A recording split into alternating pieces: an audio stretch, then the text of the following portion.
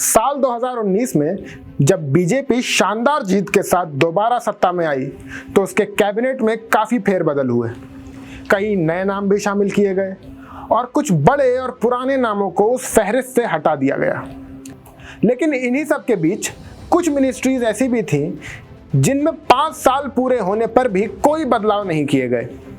कुछ ऐसी मिनिस्ट्रीज जिसने अपने कार्य प्रभारी को रिटेन कर लिया और इन्हीं विभागों में से एक विभाग का नाम था ministry of road, transport and highways. इस मिनिस्ट्री की बागडोर इंफ्रास्ट्रक्चर मैन ऑफ इंडिया कहे जाने वाले नितिन गडकरी के हाथ में थी। नितिन गडकरी ने पिछले 5 सालों में देश में जो प्रभावशाली काम किए हैं वो देखने लायक हैं। देश के इतिहास में इससे पहले इतनी तेजी से सड़कों का निर्माण नहीं हुआ है। भारत में इन सड़कों के निर्माण को लेकर हाल ही में एक अमेरिकी रिपोर्ट भी सामने आई है, जिसके मुताबिक पिछले 65 सालों में हिंदुस्तान में जितनी सड़कें बनी हैं उससे कई ज्यादा सड़कें 2025 तक हिंदुस्तान में बनकर तैयार हो जाएंगी। हमने अक्सर देखा है कि सियासी मैदान में लोग एक दूसरे की कमियां गिनाते रहते हैं, लेकिन वहीं हमारे पास नितिन गडकरी जैसे कुछ राजनेता भी हैं जिनकी तारीफ विपक्षी पार्टी के नेता भी करते हैं। नितिन गडकरी की बेबाकी की दाद भी पूरा हिंदुस्तान देता है, क्योंकि उन्होंने कई बार अपनी पार्टी की भी गलत नीतियों के खिलाफ खुलकर बोला है। तो आज की इस वीडियो में हम बात करेंगे कि कैसे नागपुर के एक मध्यम वर्गीय परिवार से इंफ्रास्ट्रक्चर मैन ऑफ इंडिया बनने का सफर नितिन गडकरी ने तय किया। नमस्कार, आदाब, सत श्री अकाल। मैं शाश्वत सिंह दर्पण सुखंदान स्टोरीज की जानिब से आज आपके सामने मौजूद हूं। नितिन गडकरी का जन्म 27 मई 1957 को महाराष्ट्र के नागपुर में एक साधारण से परिवार में हुआ था। उनकी माता का नाम भानुमति और पिता का नाम जयराम रामचंद्र गडकरी है। इनका परिवार महल नाम की जगह पर पुराने नागपुर में रहता था। ये जगह आरएसएस हेडक्वार्टर के काफी करीब थी। नितिन गडकरी की माली हालत ठीक नहीं थी, जिसकी वजह से उन्हें काफी दिक्कतों का सामना करना पड़ा। नितिन गडकरी अपने भाषण में और अपने इंटरव्यूज में अक्सर अपनी मां को अपना प्रेरणा स्रोत बताते हैं। नितिन गडकरी 5 साल की उम्र से ही अपनी मां के साथ आरएसएस की बैठकों में जाया करते थे। नितिन गडकरी का पूरा परिवार संघ के रंग में डूबा हुआ था, इसलिए इनका पालन पोषण ऐसे ही माहौल में हुआ। नितिन गडकरी स्कूल या कॉलेज में बहुत मेधावी छात्र तो नहीं थे, लेकिन वो बहुत कम उम्र से ही राजनीति में सक्रिय हो गए थे। कॉलेज के दिनों से ही वो संघ की छात्र शाखा ABVP यानी अखिल भारतीय विद्यार्थी परिषद में शामिल हो गए। नागपुर के GS college of commerce and economics से ग्रेजुएशन की डिग्री प्राप्त करने के बाद उन्होंने नागपुर यूनिवर्सिटी में लॉ कॉलेज ज्वाइन कर लिया। उन्होंने ऐसा इसलिए किया क्योंकि ABVP चाहता था कि वो राजनीति में अपनी सक्रियता बनाए रखें। पहले संघ खुले तौर पर राजनीतिक काम करने से परहेज करता था। वहीं 70 के दशक के शुरुआती दौर में मधुकर दत्तात्रेय देवरस के नेतृत्व में संघ भी राजनीति में सक्रिय हो गया। जब जयप्रकाश नारायण ने इंदिरा गांधी के खिलाफ आंदोलन किया तो संघ ने भी खुद को उसमें पूरी तरह से झोंक दिया था। नितिन गडकरी भी उस वक्त राजनीति में जवान हो रहे थे। संघ ने और नितिन गडकरी ने अपनी राजनीतिक यात्रा एक साथ शुरू की। भाजपा के बाकी नेताओं की तरह नितिन गडकरी भी अपने इमरजेंसी के दौर के किस्से को बड़े चाव से याद करते हैं। नितिन गडकरी के पुराने साथी अनिल सोले ने बताया कि 1977 में इमरजेंसी हटने के बाद छात्र चुनाव दोबारा हुए। तब नितिन गडकरी ने प्रेसिडेंट पद के लिए चुनाव लड़ा। बाद में एक इंटरव्यू में गडकरी ने बताया कि वो इस इलेक्शन में हार गए थे। 1980 में बीजेपी के गठन के बाद गडकरी ने भाजपा युवा मोर्चा ज्वाइन कर लिया और इसकी नागपुर शाखा के प्रेसिडेंट बन गए। उसके बाद उन्हें बीजेपी की नागपुर शाखा का सचिव भी नियुक्त किया गया। गडकरी अपने दोस्त के साथ मिलकर एक फर्नीचर की दुकान भी चलाते थे और उसी दौरान 1984 में उनकी शादी हो गई।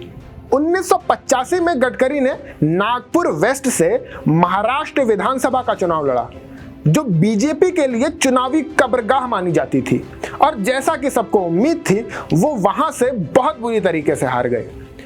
उसके बाद उन्होंने फिर कभी विधानसभा चुनाव नहीं लड़ा। इन शुरुआती सालों में गडकरी की राजनीतिक शिक्षा भारतीय जनसंघ के नेता और महाराष्ट्र के उस वक्त के मुख्यमंत्री देवेंद्र फडणवीस के पिता गंगाधर राव फडणवीस की छत्र छाया में हुई। 1987 में विधान परिषद के सदस्य रहते हुए गंगाधर राव फडणवीस का कैंसर की वजह से देहांत हो गया। पार्टी ने गडकरी को उनकी जगह पे चुनाव में उतारने का फैसला किया। उन्होंने ये सीट 31 साल की उम्र में 1989 में जीती और विधान परिषद के सबसे युवा सदस्य बने, जिसके बाद वो अगले 20 सालों तक विधान परिषद के सदस्य बने रहे। इसके बाद 1995 में बीजेपी और शिवसेना ने मिलकर वो काम किया जिसके बारे में सपने में भी किसी ने नहीं सोचा था। उन्होंने मिलकर कांग्रेस को हरा दिया और महाराष्ट्र में सत्ता हासिल कर ली, जिसके बाद मनोहर जोशी को महाराष्ट्र का मुख्यमंत्री चुन लिया गया। हालांकि गडकरी विदर्भ क्षेत्र से एक गणमान्य नेता थे, फिर भी पार्टी कांग्रेस प्रभुत्व वाले इस इलाके से केवल एक सीट निकाल पाई, जिसका नतीजा ये हुआ कि उन्हें गठबंधन वाली सरकार में मंत्रियों की सूची में शामिल नहीं किया गया। लेकिन आरएसएस ने नितिन गडकरी को मंत्री बनाए जाने का पूरा समर्थन किया, क्योंकि वो संघ की कसौटी पर खरे उतरते थे। एक तरह से कहा जाए तो गडकरी आरएसएस के लाडले संघ सेवक थे, जिसके लिए संघ ने एड़ी चोटी का जोर लगा दिया। संघ उस वक्त के बीजेपी अध्यक्ष लाल कृष्ण आडवाणी को मजबूर करने में सफल रहा कि वो गडकरी के दावे का समर्थन करें। 1996 गडकरी को पब्लिक वर्क्स डिपार्टमेंट का मंत्री नियुक्त किया गया और नागपुर का गार्जियन मंत्री भी बनाया गया। हालांकि गडकरी असल में केवल ऊर्जा मंत्री बनना चाहते थे, क्योंकि पब्लिक वर्क्स मंत्रालय एक लो प्रोफाइल मंत्रालय था। यह मंत्रालय अयोग्यता और भ्रष्टाचार के लिए बदनाम था। फिर आया गडकरी की जिंदगी में वो मौका जिसने एक राजनेता के तौर पर उनकी जिंदगी बदल दी। बीजेपी शिवसेना गठबंधन अपनी साख को चमकाने के लिए मुंबई में 55 फ्लाईओवर और मुंबई और पुणे को जोड़ने वाला एक 6 लेन एक्सप्रेसवे बनवाना चाहते थे, जिससे लोगों को दोनों शहरों के बीच सफर करने में आधा वक्त लगे। जिसके बाद बतौर मंत्री एक्सप्रेसवे और फ्लाईओवर परियोजना की जिम्मेदारी नितिन गडकरी को सौंप दी गई, जिसके बाद गडकरी ने महज 2 साल में मुंबई पुणे एक्सप्रेसवे का निर्माण पूरा करके दिखाया। उन्होंने 4 सालों में महाराष्ट्र में सड़कों और एक्सप्रेसवे का ऐसा जाल बिछाया कि उनके इस काम की तारीफ सबने की। गडकरी के इस कमाल को देखकर शिवसेना के संस्थापक बाला साहब ठाकरे भी दंग रह गए। उन्हें उस वक्त गडकरी को रोडकरी का नाम दिया। 1995 में बीजेपी शिवसेना गठबंधन राज्य विधानसभा का चुनाव हार गई और सत्ता वापस शरद पवार के नेतृत्व वाली कांग्रेस के हाथ में चली गई। इसी दौरान तत्कालीन प्रधानमंत्री अटल बिहारी वाजपेयी ने नितिन गडकरी की स्किल्स को पहचाना और उन्हें हिंदुस्तान की इंफ्रास्ट्रक्चर कमेटी का प्रेसिडेंट बनाया। उन्होंने अटल जी के ड्रीम क्वाड्रिलेटरल प्रोजेक्ट और प्रधानमंत्री ग्राम सड़क योजना को लीड किया। नितिन गडकरी 2004 में महाराष्ट्र से बीजेपी के स्टेट प्रेसिडेंट भी चुने गए। आप उनकी काबिलियत का इस बात से अंदाजा लगा सकते हैं कि उस वक्त महाराष्ट्र में प्रमोद महाजन और गोपीनाथ मुंडे जैसे बीजेपी के कद्दावर नेता मौजूद थे, लेकिन फिर भी पार्टी का स्टेट प्रेसिडेंट नितिन गडकरी को चुना गया। उसके बाद 2009 और 2013 के बीच वो पार्टी के नेशनल प्रेसिडेंट बने। उस वक्त वो बीजेपी के सबसे युवा प्रेसिडेंट थे। पार्टी के अंदर उनकी पकड़ का अंदाजा इस बात से लगाया जा सकता है कि बीजेपी उन्हें दोबारा प्रेसिडेंट बनाने के लिए अपनी पार्टी का संविधान या कॉन्स्टिट्यूशन तक बदलने को तैयार हो गई। हालांकि पूर्ति स्कैम में आरोप लगने की वजह से नितिन गडकरी दोबारा प्रेसिडेंट नहीं बन पाए।